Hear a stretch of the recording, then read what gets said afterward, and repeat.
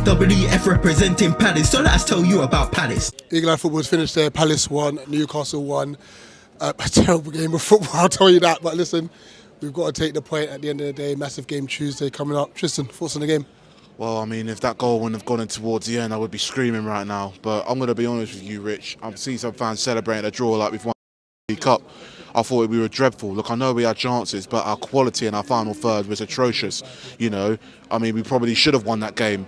You know, I think Newcastle has one shot on target, and now I'm finding out it was an own goal, not a Gordon goal. So I'm really pissed off. You know, we had to win today. We had to win to get in today's match, and we didn't. You know, we got a massive game on Tuesday at Ipswich. You know, which if we don't win that, I think it's curtains for our season, to be honest. You know, there's so many games this season with teams around us that were more than capable of getting results this season, and we haven't done so. 1 win in 13 is a disgrace, and it's an embarrassment, and it's not on. You know, the players that we have, we should be up at that table and doing a lot better than we currently are. But today just highlighted it. You know, Eze was absolutely non-effective. He was just playing too much football, diddling around with it, trying to be fancy. You know, he's in his own world. It's like he's thinking to himself, I've got all the time in the world. When he hasn't, he gets tackled instantly. He should know better, man. He was atrocious and he wasn't fully fit. Apparently last week against Villa, he wanted to come back. But from what I saw of him today, I think he's come back too soon because Devaney should have started. You know, I was fuming when he wasn't in the lineup. He was terrible. Mateta was poor. Missed a sitter in the second half. How he skied that, I don't know. Ismail Assar was a bit all over the place. The ball kept bobbing off him, and he wasn't as effective as he was when he played Villa last week. Defensively, we were all right. You know, Almir Phil was good as well. Defending came on and didn't really have much to do. But one player I'm going to call out, who I thought was shambolic when he came on, was Eddie Nketiah. You're telling me we spent £30 million, and we could have spent that 30 million on 2 to 3 other players. He was atrocious, and he's an absolute waste of money. You know, the money we paid for him, and he tried doing a couple turns, and the ball kept on going out of play. He kept losing the ball. He was clumsy. He's just weak. He's not tough.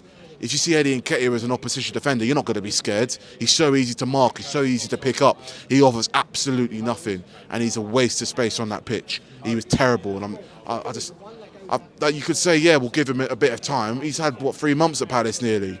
You know, he's had enough games. He's missed enough chances. He's not good enough. You play him out of position, he's rubbish. You play him in his actual position, he's even worse. It's like with Daichi Kamada. Same thing. It's like, come on, we just don't learn. But my God, the relief on my face when Munoz scored that. I mean, finally he got his first. He could have had a hat-trick today. Missed that massive chance in the first half. One in the second half as well that was blocked off the line early on after Newcastle scored. And then he scores that goal. Brilliant header. I hope that gets his confidence going. He was one of our best players, and he was my man in the match, to be fair. You know, because the limbs there were unreal. It's like we won the match even though we drew a game that we probably could have easily potentially lost, and we weren't at the paces really, you know. I thought Newcastle in that game as well, by the way, was shocking. They sat back and got a bit too cocky and just went to sleep, you know, and we caught them out. We're lucky to be walking away with a point, but, you know, we're running out of games. And if we don't win that Ipswich game, like I said, look at the games after that. The double home and away against Arsenal, Premier League and League Cup, City, Brighton. You know, it's not until the end of next month where we've got the likes of Bournemouth and Southampton, which are winnable games, but I'm not even confident in them ones. I'm struggling to see where we're going to get a win from. You know, I'm really, really concerned because the football this season has not been good enough. You can forget the League Cup, that's a different topic.